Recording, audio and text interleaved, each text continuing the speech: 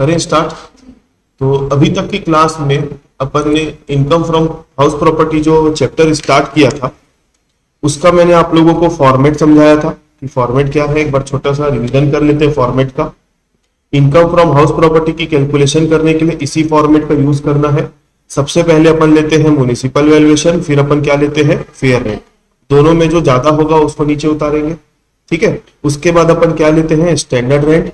ये दोनों में जो लोअर होगा उसको अपन नीचे उतारेंगे और उसका एक नाम रखेंगे, उसको क्या बोलेंगे एक्सपेक्टेड रेंट, ठीक है। उसके बाद अपन क्या लेते हैं एक्चुअल रेंट रिसीव्ड या फिर रिसीवेबल। फिर ये दोनों में वापस whichever is higher comparison करेंगे तो जो आएगा उसको अपन क्या बोलेंगे gross annual value. Gross annual value में दो चीजों की डिडक्शन मिलती है, एक मिलती है किसकी म्युनिसिपल टैक्स की, दूसरी मिलती है किसकी unrealised rent of previous year, मतलब करंट प्रीवियस ईयर का जो पैसा डूब गया किराए का नहीं वसूल पाए वो।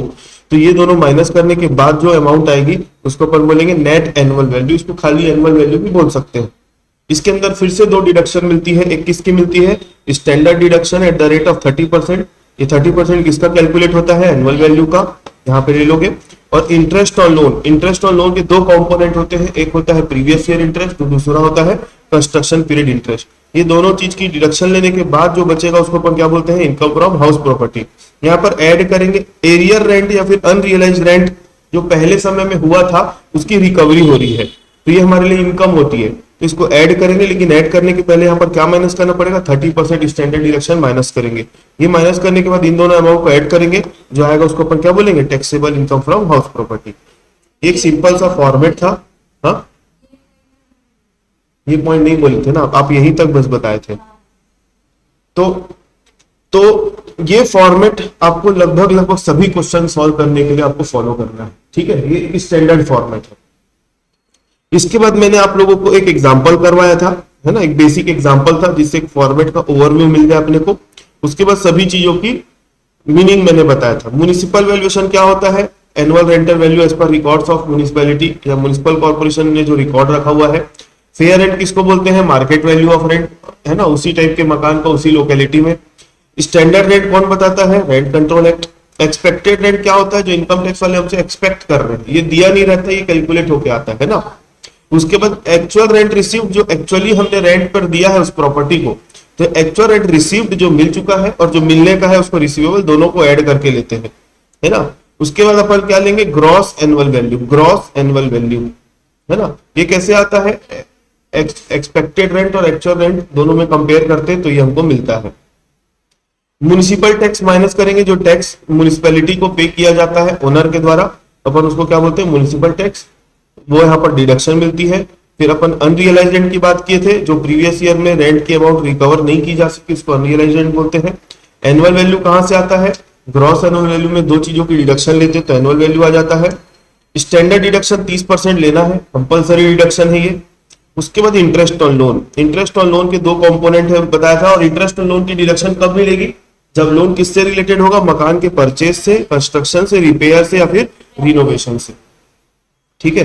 एक होता है प्रीवियस ईयर इंटरेस्ट और एक होता है कंस्ट्रक्शन पीरियड इंटरेस्ट।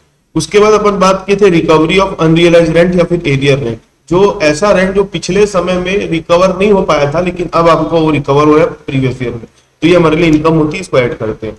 तो फॉर्मेट की 12 आइटम्स जो 12 अपन ने नंबरिंग किया था उसको मैंने एक्सप्लेन किया। अब उन्हीं 12 आइटम से रिलेटेड अपन बात करेंगे रूल्स की।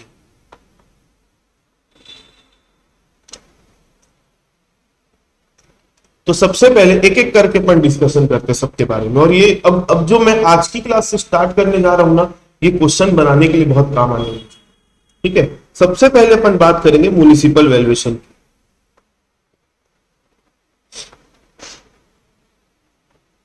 म्युनिसिपल वैल्यूएशन देखो,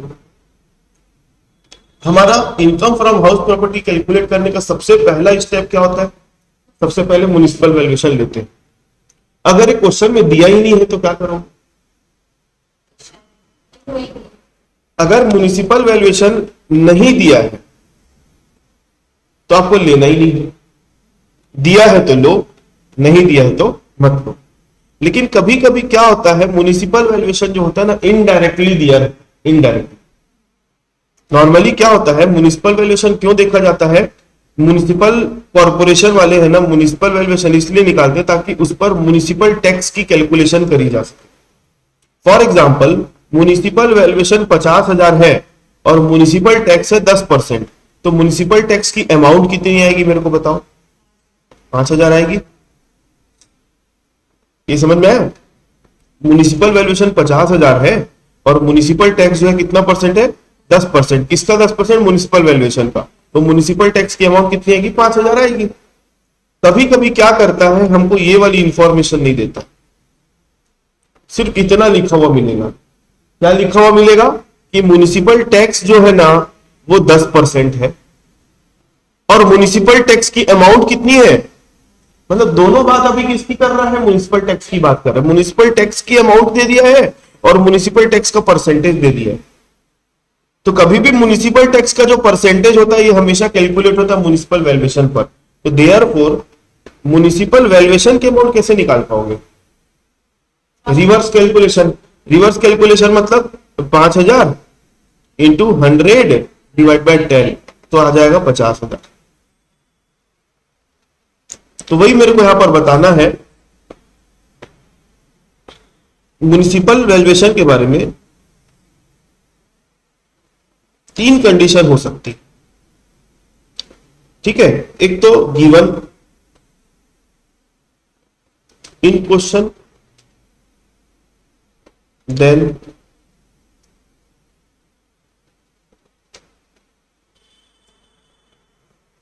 एक तो गिवन इन क्वेश्चन और दूसरा not given in question.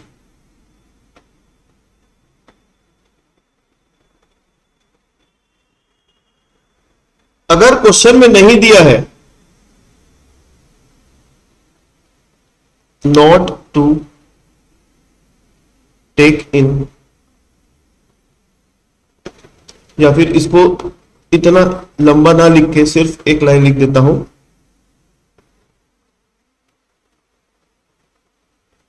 Skip the step. Skip the step मतलब अगर क्वेश्चन में म्युनिसिपल वैल्यूएशन नहीं दिया है तो वाले स्टेप को क्या कर दो,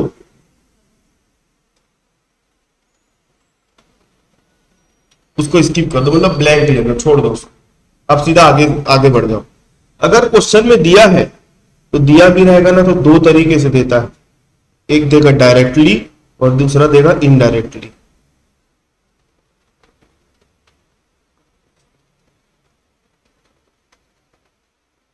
इनडायरेक्टली, डायरेक्टली अगर देगा तो टेक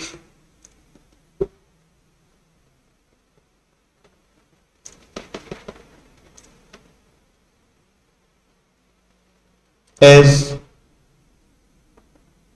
गिवन इन क्वेश्चन, कुछ करने की जरूरत नहीं, जैसा क्वेश्चन में दिया वैसा ले लो। और इनडायरेक्टली दिया है तो कैसे देगा देखना, municipal tax rupees, municipal tax at the rate of 10% rupees 10,000। मतलब दोनों बातें म्युनिसिपल टैक्स के बारे में लिखा है कि म्युनिसिपल टैक्स जो है वो कितना परसेंट है, 10% है, और म्युनिसिपल टैक्स की ही अमाउंट कितनी है, 10,000। ऐसा इनडायरेक्टली दिया रहेगा क्वेश्चन, तब आप क्या करोगे, तब अपने को म्युनिसिपल वैल्यू की कैलकुलेशन करनी पड़ेगी। Municipal valuation is equal to होगा municipal tax into 100 divide by rate. ये आ जाएगा 10,000 इंटू 100 डिवाइड बाय क्या करोगे 10, कितना आएगा 1,00,000 रुपया आ जाएगा। ये 3 पॉसिबिलिटीज है म्युनिसिपल वैल्यूएशन के बारे में। पहला दिया रहेगा, दूसरा नहीं दिया रहेगा। दिया रहेगा तो 2 तरीके से दिया रहेगा, डायरेक्टली या फिर इनडायरेक्टली, है ना। डायरेक्टली दिया रहेगा तो जैसा दिया रहेगा उठा के वैसा लिख लो। इनडायरेक्टली दिया रहेगा तो उसकी कैलकुलेशन करनी पड़ेगी। इनडायरेक्टली कैसे दे सकता है, जो मैंने यहां पर लिखा है, म्युनिसिपल टैक्स की अमाउंट दे देगा और म्युनिसिपल टैक्स का ही परसेंटेज दे देगा, तो रिवर्स कैलकुलेशन करके अपन निकाल लेंगे। और अगर दिया ही नहीं है, डायरेक्टली भी नहीं दिया, इनडायरेक्टली भी नहीं दिया, तो उस स्टेप को क्या कर देना, स्किप कर देना। तो ये बात आ गई किसकी, म्युनिसिपल वैल्यूएशन। ठीक है, next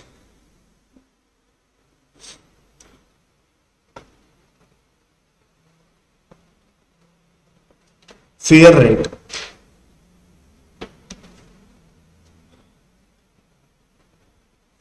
fair rent, fair rent के बारे में भी अब दो चीजें हैं।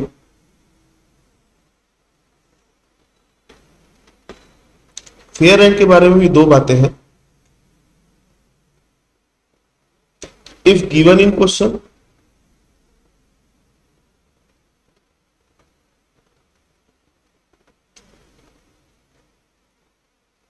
If not given in question.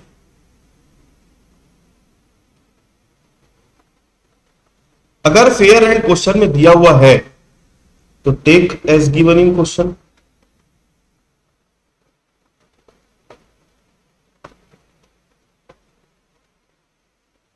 जैसा क्वेश्चन में दिया है वैसा ले लो, कोई दिक्कत ही नहीं है। If not given in question,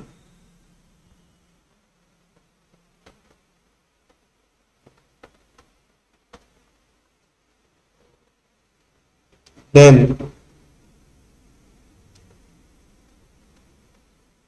fair rent is equal to, fair rent is equal to actual rent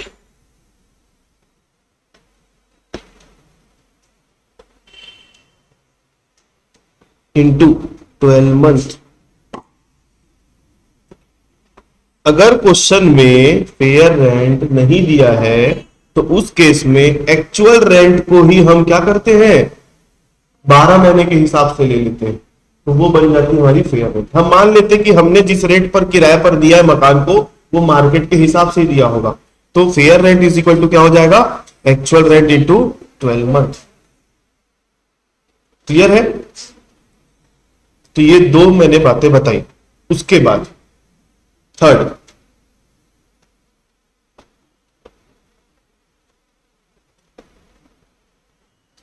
standard rent.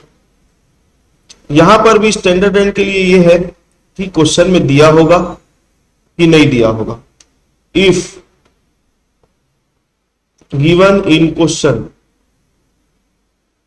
If not given in question,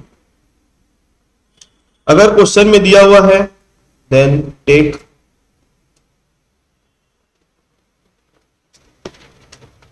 as given in question.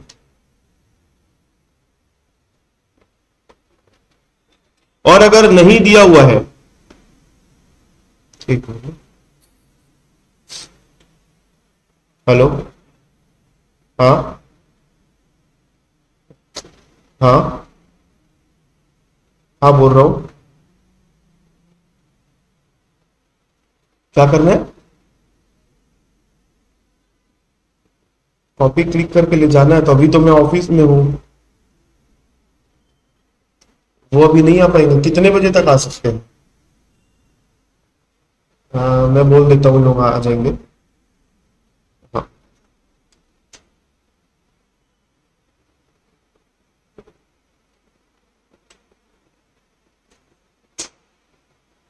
एक मिनट ना।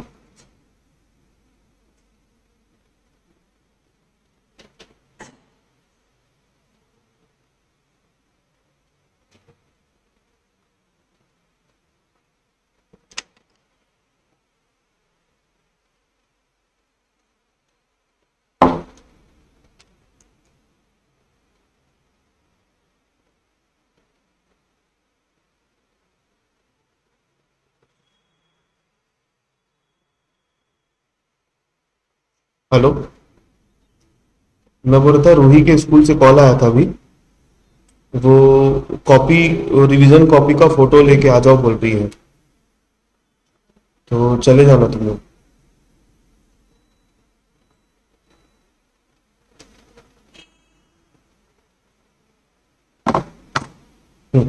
स्टैंडर्ड रेंट, इसमें कहीं दिमाग नहीं लगाना है, दिया है तो लो, नहीं दिया तो क्या कर दो, स्टेप को स्किप कर दो। अब उसके बाद चौथे नंबर पर आता है क्या, expected rent. Expected rent, expected rent के लिए क्या रूल बताऊं, ये तो बीच एवरेज हायर करके आता है ना। तो यहां पर ऐसा कुछ नहीं है, तो मैं एनए लिख देता हूं। 5वां नंबर, एक्चुअल रेंट रिसीव्ड और रिसीवेबल। अब एक बात बताओ, एक्चुअल रेंट का मतलब क्या होता है? एक्चुअली हमने जो मकान किराए पर दिया तो जो किराएदार से रेंट की अमाउंट मिल रही है उसको एक्चुअल रेंट बोलते हैं। अगर आप किराए में दिए ही नहीं हो मकान तो उस केस में एक्चुअल रेंट क्या होगा? जीरो होगा। तो एक्चुअल रेंट तभी आपको मिलेगा जब आपने मकान को क्या किया हुआ है? किराए पर दिया हुआ है। तो एज सच इसके लिए ऐसा कोई रूल नहीं है, फिर भी एक्चुअल रेंट की कैलकुलेशन कैसे करते हैं लिख देता हूं। Actual rent is equal to actual rent received या फिर रिसीवेबल इज इक्वल टू होगा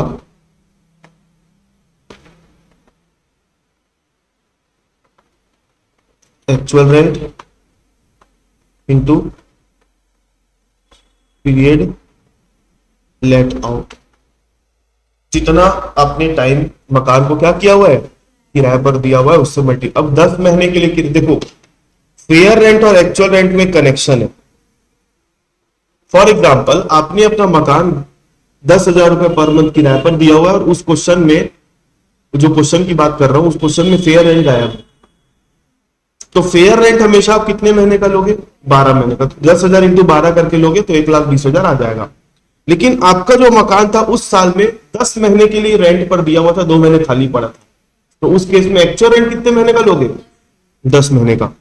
ठीक है, मतलब फेयर रेंट को आपको कहीं पर भी 12 महीने का ही लेना है, उसमें जितना समय खाली था उस समय को अपने को कंसीडर नहीं करना है, 12 महीने का पूरा लेना है। लेकिन एक्चुअल रेंट में जितना महीने आपने किराए पर दिया है उतना ही अपने को लेके चलना है। ठीक है, एक्चुअल रेंट के बाद 6वें नंबर पर जो बात आएगी उसको क्या बोलते हैं?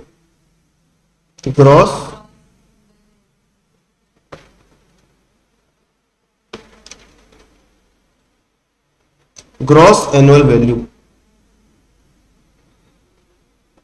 टू बी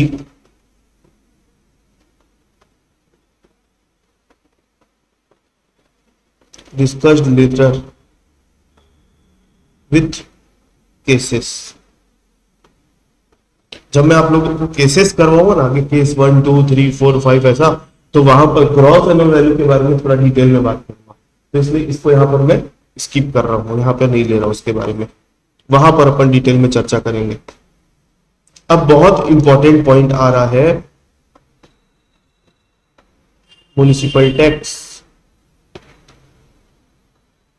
म्युनिसिपल टैक्स एक दो पॉइंट है जो लिखवाने की जरूरत नहीं है, जो आप ऐसे ही समझ जाओगे। सबसे पहली बात, म्युनिसिपल टैक्स की अमाउंट है ना, कभी कभी क्वेश्चन में दिए नहीं रहती है, लिख देगा municipal tax is equal to 10%, बस इतना ही लिखा हुआ मिलेगा।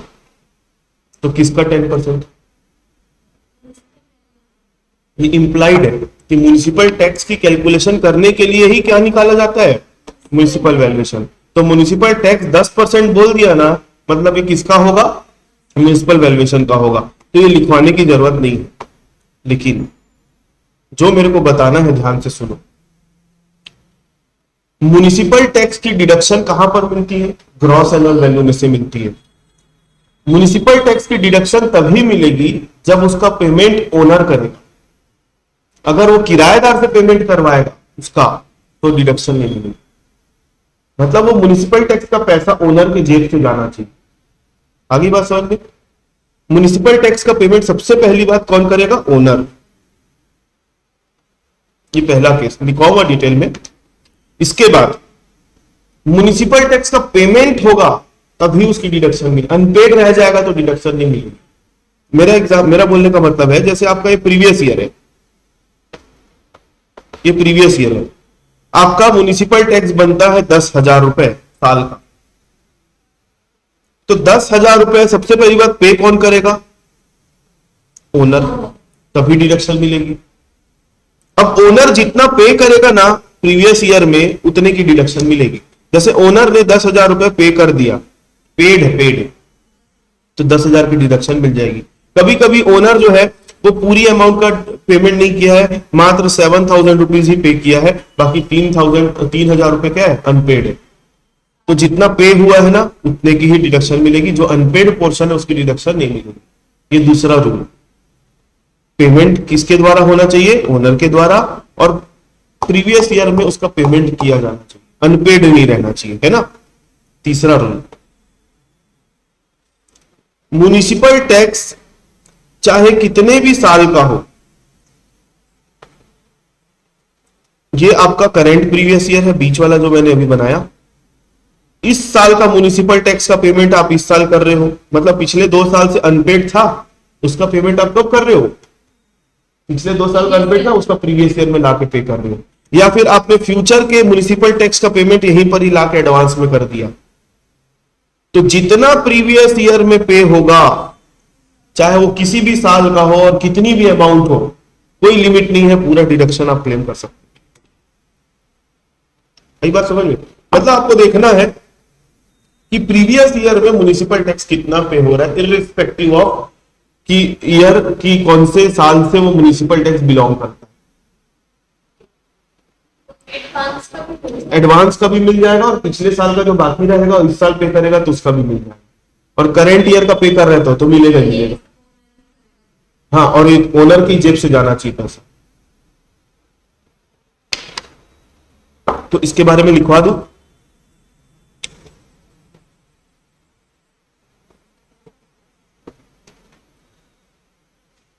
पहला,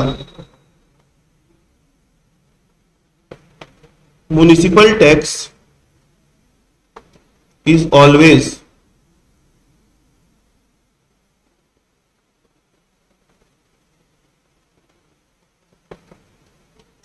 calculated on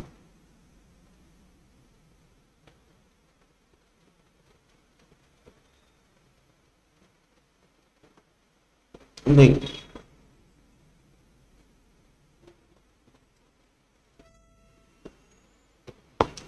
deduction for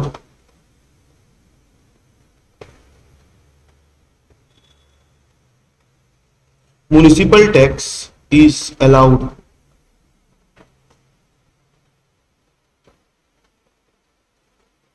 only if, पहला, paid by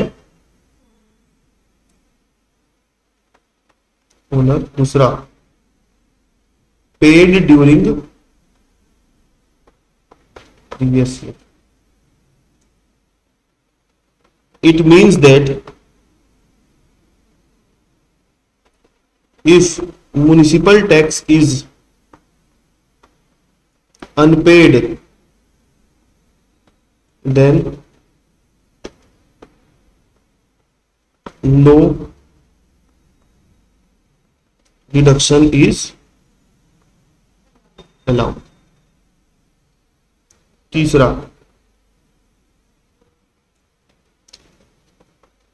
total amount, sorry ये इसके अंदर नहीं आएगा, ये पहला नंबर का पॉइंट था, दूसरे नंबर का point, total amount of municipal tax is allowed as deduction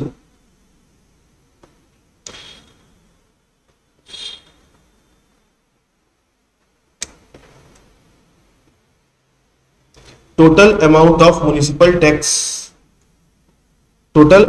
municipal tax paid during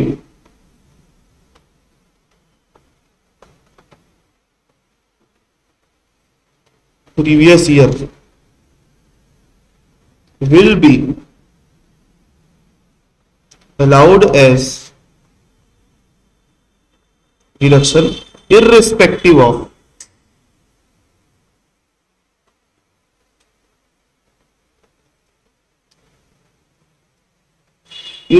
the year which it belongs। ठीक है, अब यहां पर एक डायग्राम बना के बता देता हूं।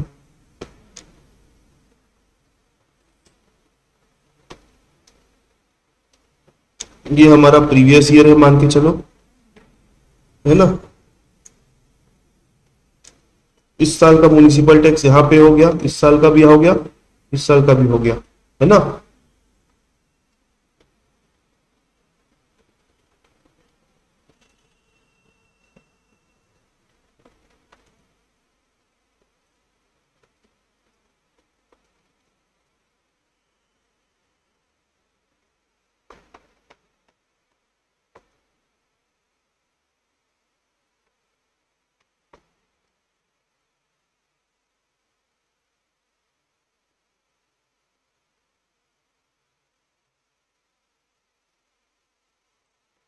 Will be allowed as deduction, ठीक है। ये एक समझने भर के लिए। अब आपसे क्वेश्चन में पेपर में अगर म्युनिसिपल टैक्स के बारे में कुछ लिखने के लिए बोल दिया तो आप क्या लिखोगे?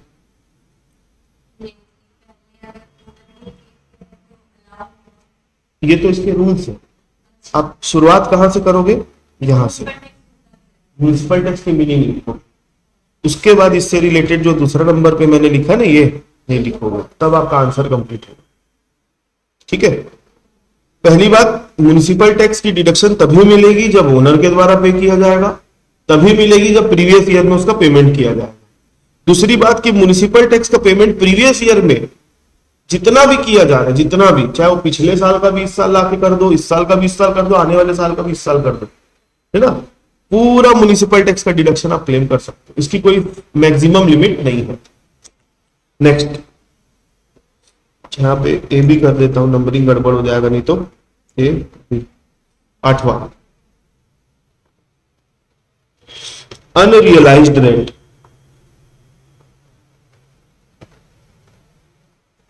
Unrealised rent, deduction for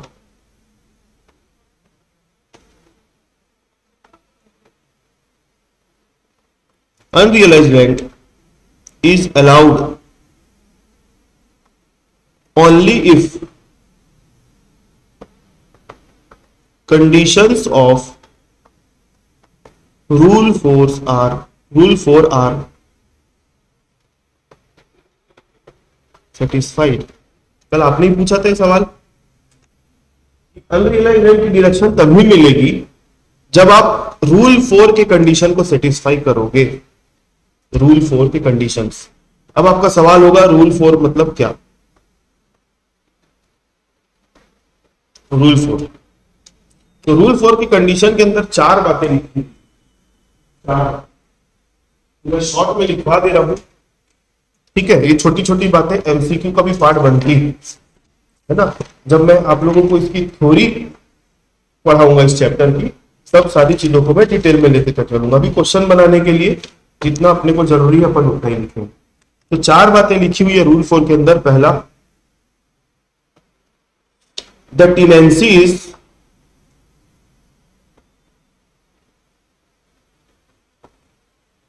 bonafide, bona fide sorry bona fide, bona fide मतलब जेन्युइन टेनेंसी, मतलब ऐसा नहीं कि फेक किराएदारी दिखा रहे, ठीक है। दूसरा, the tenant has vacated the house, the tenant has vacated the house मतलब उसने क्या कर दिया है, मकान खाली भी कर दिया है। तीसरा, the tenant is not in occupation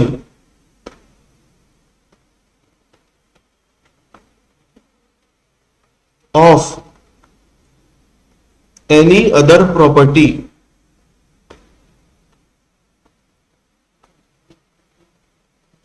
of the SEC। चौथा, the SEC एसईसी का मतलब यहां पर ओनर मानना ना, एसईसी मतलब कौन, owner of the property. The SEC owner has taken all the reasonable steps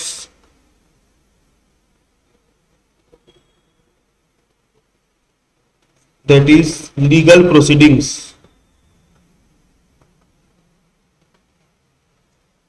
to recover the unpaid rent। ये चार बातें लिखी हुई है कहां पर, रूल 4 में। अगर ये चार कंडीशन सेटिस्फाई करेगा ना ओनर, तभी वो अनरियलाइज्ड रेंट की डिडक्शन क्लेम कर सकता है, नहीं तो नहीं कर सकता। तो अनरियलाइज्ड रेंट की डिडक्शन कब क्लेम कर सकता है, जब रूल 4 की कंडीशन सेटिस्फाई होती है। रूल 4 अपने आप में रूल 4 है, रूल 4 के अंदर भी चार रूल है, ठीक है। तो रूल 4 के अंदर चार कंडीशन है। पहला बोलता है टीनेंसी जो होना चाहिए कैसा होना चाहिए, बोनाफाइड। दूसरा कि जो टीनेंट है वो मकान खाली कर दिया होना चाहिए, वैकेटेड द हाउस। तीसरा क्या होता है कि ओनर की है ना दो चार जगह प्रॉपर्टी है, हो सकता है उनके संबंध नहीं बिगड़े हैं, इस जगह को खाली कर दिया लेकिन उसके और कोई जगह में वो किराए में है, तो उसी ओनर के अंडर में वो, और उसकी कोई दूसरी प्रॉपर्टी में तो किराए में नहीं है, वो दिखा रही है प्रॉपर्टी खाली करके चला गया, वो उसी ओनर के दूसरे प्रॉपर्टी में जाके बैठ गया है। तो वो टेनेंट जो है सेम ओनर की दूसरी प्रॉपर्टी के ऑक्यूपेशन में नहीं होना चाहिए। ऑक्यूपेशन मतलब यहाँ पे काम वाला ऑक्यूपेशन नहीं, ऑक्यूपाई वाला ऑक्यूपेशन, हाँ, उसके ओनरशिप की दूसरे प्रॉपर्टी में ऑक्यूपेशन में नहीं होना चाहिए। तीसरा जो ओनर है मकान का, ओनर को यहाँ पे एसईसी बोला गया है ना। एसईसी जो है वो उसने सारे रीजनेबल स्टेप्स लिए हैं, जैसे कि लीगल प्रोसीडिंग्स जो करते कोर्ट कचहरी वाला काम, उसने अपने अनपेड अमाउंट का जो रेंट है उसको रिकवर करने के लिए ये चार बातें लिखी हुई है अनरियलाइज्ड रेंट के बारे में, तो ही डिडक्शन अपने को मिलेगी। तो देखो दो मैंने आप लोगों को पॉइंट बताया, म्युनिसिपल टैक्स और अनरियलाइज्ड रेंट, ये बहुत इंपॉर्टेंट पॉइंट है। क्वेश्चन पढ़ते समय आप लोगों को इन सारी बातों का ध्यान रखना है। थोड़ा सा भी स्किप हुआ मतलब आप उसका डिडक्शन क्लेम कर डालोगे और गलती हो जाएगी, है ना। चलो आगे बढ़ते हैं। हाँ हाँ करते होंगे।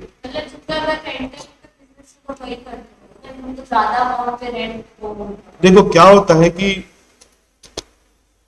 अभी भी बहुत सारे परसेंटेज ऑफ पॉपुलेशन में बोलूं, कॉमर्शियल बिल्डिंग की बात कर लो। देखो जब मैं इस चैप्टर को स्टार्ट किया था तो स्टार्टिंग में बताया ही था कि यहां पर जो आप बिल्डिंग किस किस पर्पस के लिए दे सकते हो, रेजिडेंशियल बिल्डिंग दे सकते हो, ऑफिस के लिए भी दे सकते हो, शॉप के लिए भी दे सकते हो, फैक्ट्री बिल्डिंग, अलग अलग प्रकार की किराएदारी होती है ना। तो इसमें मैं बोल सकता हूं कि भाई कहीं ना कहीं विवाद तो होते ही होंगे, तो ओनर जो है उसके ऊपर केस कर सकता है ना, लीगल केस कर सकता है। और जो बड़े बड़े बिजनेस होते हैं ना, जैसे मैं आपको बताऊं बैंक से होती बैंक, वो कभी भी आप किसी भी बैंक की ब्रांच में चले जाना, उन लोग कभी भी अपना जो इस्टेब्लिशमेंट है खुद का नहीं लीज पर लेते, वो लंबे लंबे समय की लीज पर लेते, 30 साल 15 साल 20 साल ऐसे, ठीक है।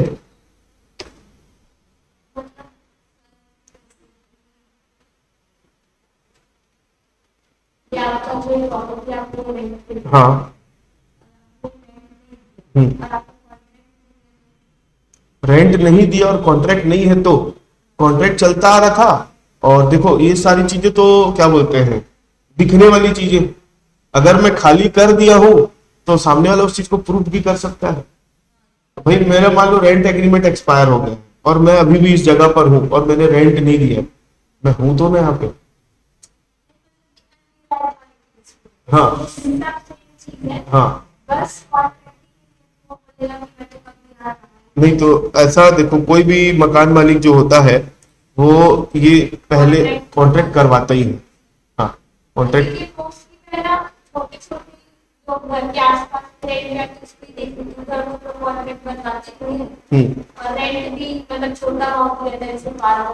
हाँ वो चलता है। देखो बहुत जगह गुड फेथ में भी काम होता है, तो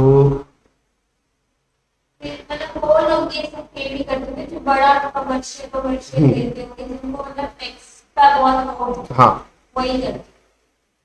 अब सीधी सी बात है भाई, देखो अगर कोई किराया नहीं दे रहा है, 1 महीना 2 महीना कोई देखता है, उसके बाद फिर क्या होगा, उसको फिर खाली करने के लिए बोल दिया जाएगा। खाली नहीं करेगा तो फिर बात और आगे बढ़ सकती है। कोई 2-2 3-3 4-4 साल तक किराया तो रोक नहीं सकता, है ना। तो बात बढ़ने के पहले नेसेसरी स्टेप्स ले लिए जाते हैं। चलो यहां तक समझ में आ गया। इसके बाद बात अपन करेंगे 9th नंबर की, annual value. Annual value, annual value कहां से आती है? ग्रॉस एनुअल वैल्यू में से दो चीजों की डिडक्शन ले लेते हैं तो एनुअल वैल्यू आती है। हाँ, अब एनुअल वैल्यू के बारे में मेरे को छोटी सी एक बात बतानी है। In case of self occupied house,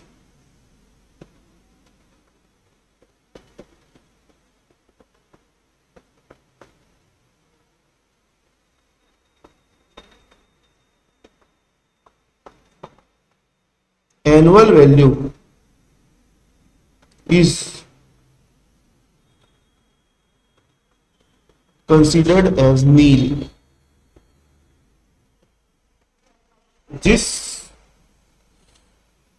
जिस मकान को ओनर ने सेल्फ ऑक्यूपेशन में रखा, खुद रहता है उस मकान में, तो उस मकान की एनुअल वैल्यू को क्या माना जाता है? नील माना जाता है ना। अभी फिलहाल इतना मानो। और एक चीज और है, ध्यान से समझना। मान लो एक आदमी है, एक एसईसी है, उसका काम है बिल्डिंग बना बना के बेचना, फ्लैट्स बना बना के बेचना। अब मान लो उसके फ्लैट्स है ना, इतने सारे बिक गए और बाकी 4 उसके रह गए। तो फ्लैट बनाने के बेचने का बात कर रहे हैं, तो फ्लैट जो है उसके लिए एसेट नहीं है, उसके लिए वो स्टॉक है। उसके लिए वो क्या है? स्टॉक है। तो इन फ्लैट्स को क्या कर रहा है? स्टॉक मानेगा, स्टॉक इन ट्रेड। तो अब क्या होता है, जब मकान बन के, फ्लैट बन के रेडी हो गए ना, तो एक ऑफिसर होता है, वो उनको सर्टिफिकेट ऑफ कंप्लीशन का सर्टिफिकेट दे देता है ना, कि भाई आपका जो है प्रॉपर्टी बन के रेडी है, मतलब इसको में आप कोई भी रह सकता है, सर्टिफिकेट ऑफ कंप्लीशन मिल जाता है। तो जिस फाइनेंशियल ईयर में सर्टिफिकेट ऑफ कंप्लीशन मिल चुका है, उस फाइनेंशियल ईयर के एंड से लेकर आने वाले 2 फाइनेंशियल ईयर तक इन वाले जो अनसोल्ड स्टॉक है, अनसोल्ड स्टॉक है, इसकी एनुअल वैल्यू को भी क्या माना जाएगा? नील माना जाएगा। तो ये वाला टॉपिक जब आएगा ना, तब मैं आप लोगों को उस समय डिटेल में बताऊंगा। अभी मैंने हल्का सा एक एक्सप्लेन बस कर दिया है, बाकी जब मैं थ्योरी पढ़ाऊंगा ना, तब इसके बारे में डिटेल बताऊं। ठीक है, लिख देता हूं, चलो। Annual value of stock in trade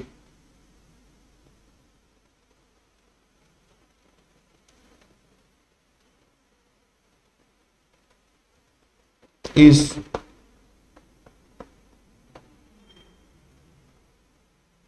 considered as nil up to 2 years।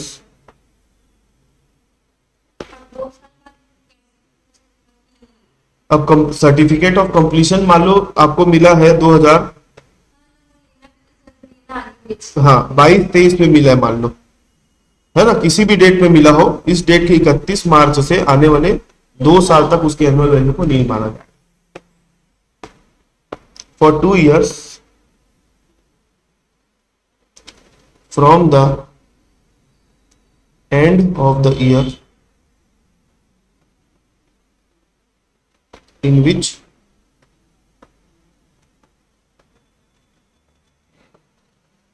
certificate of completion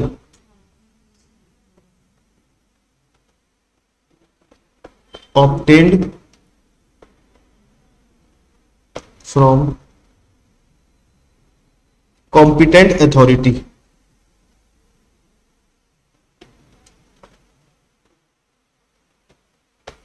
ठीक है, ये 2 चीजों की एनुअल वैल्यू अपने को क्या लेके चलनी है? नील लेके चलनी है। एक तो सेल्फ ऑक्यूपाइड वाले हाउस की, और दूसरी दूसरी स्टॉक इन ट्रेड, जिसको सर्टिफिकेट ऑफ कंप्लीशन मिल गया है, और 2 साल तक, लेकिन वो 2 साल के बाद फिर कैलकुलेशन करना चालू हो जाएगा। एक छोटा सा और है, एक छोटी सी बात और है, एक्चुअली क्या ये सब बातें मेरे को यहाँ पर डिस्कस नहीं करनी थी, जब मेरे को केस कराना है ना तब डिस्कस करना है, फिर भी एनुअल वैल्यू की बात आई है और रूल्स की बात हो रही है करके मैं बता रहा हूं। कभी कभी क्या होता है कि एक कोई प्रॉपर्टी है वो साल भर खाली पड़ी रहे, ना हम रहे ना किराए में दी, तो इसको बोलते हैं vacant property. Annual value of vacant property. एक घर जैसे होंगे, हाँ, वो ऐसा 4 हफ्ते में 2 सेल्फ ऑक्यूपाइड। ये जब मैं आपको केस कराऊंगा तब बताऊंगा। ये 3 बातें आपको याद रखना। एनुअल वैल्यू जो है सेल्फ ऑक्यूपाइड वाले मकान का, स्टॉक इन ट्रेड वाले का, और वैकेंट प्रॉपर्टी का क्या मानते हैं, नील मानते हैं। इसके बारे में और डिस्कस करेंगे आगे। 10वां,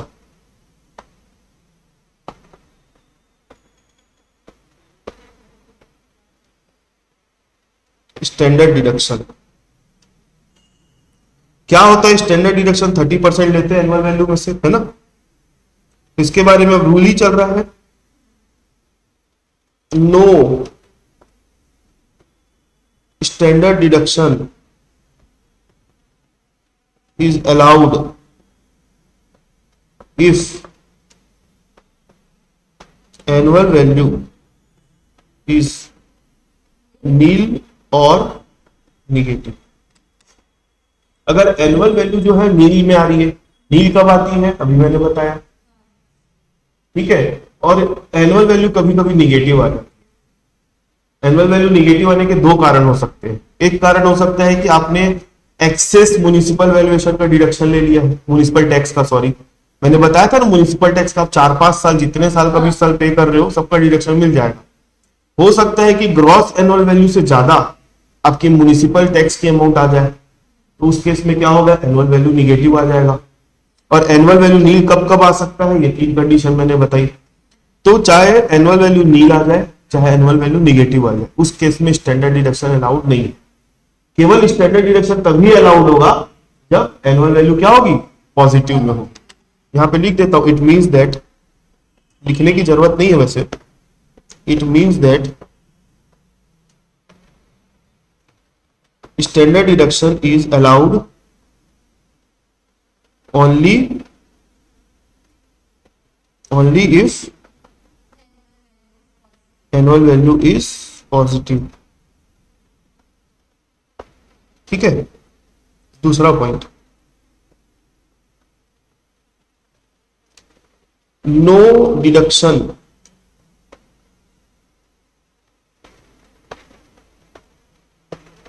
for other expenses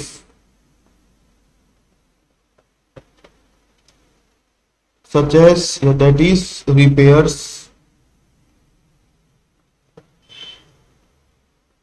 property tax, insurance, ground rent, ठीक है, etc. is allowed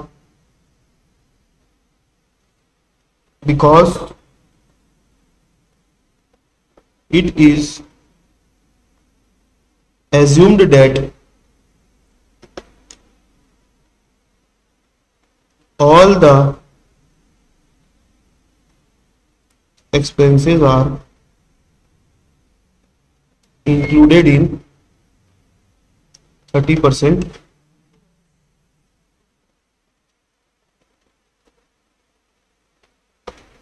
standard deduction.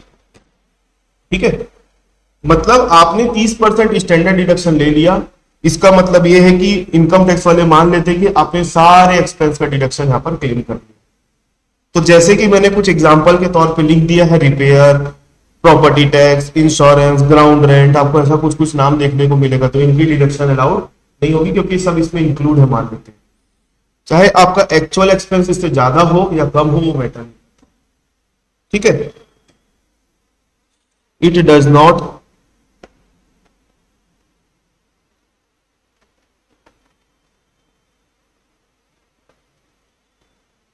matters that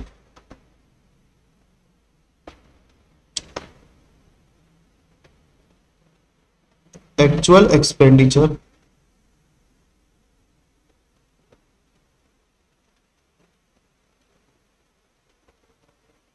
is more or less than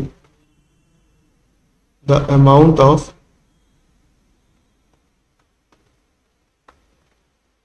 standard deduction. ठीक है, तो यहां तक बात आ गई हमारी स्टैंडर्ड डिडक्शन। अब इसके बाद एक टॉपिक स्टार्ट होने वाला है, टॉपिक का नाम है इंटरेस्ट ऑन लोन। ये पूरी पूरी एक क्लास खाएगा, पूरी पूरी एक क्लास खाएगा। तो नेक्स्ट पॉइंट है इंटरेस्ट ऑन लोन।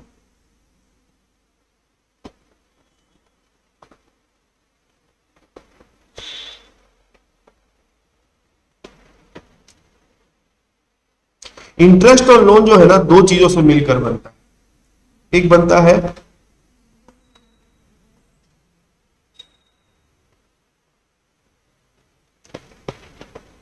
दूसरा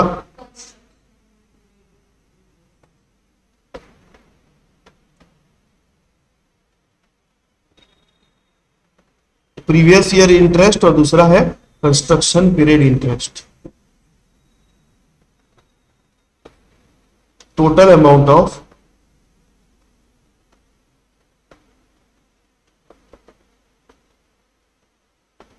इंटरेस्ट ऑन लोन।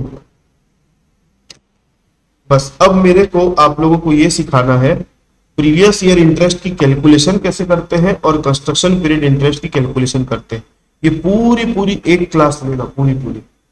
तो मैं आज की क्लास में अब इसको इंट्रोड्यूस नहीं कर रहा हूं, क्योंकि अब इतना समय नहीं बचा है कि मैं इसको चालू करूंगा तो खत्म नहीं कर पाऊंगा, फिर आधा अधूरा पढ़ने से कोई मतलब नहीं है। ठीक है, तो आप लोगों का आज का काम क्या है, आज की क्लास में मैंने जो जो नोट करवाया है इसको फेयर कर लेना। कल का कर लियो फेयर पूरा? हाँ, तो अभी इसको फेयर कर लो जब तक मैम की क्लास रहेगी, उसके बाद, है ना। और इंटरेस्ट और लोन में फिर नेक्स्ट क्लास में स्टार्ट करूंगा।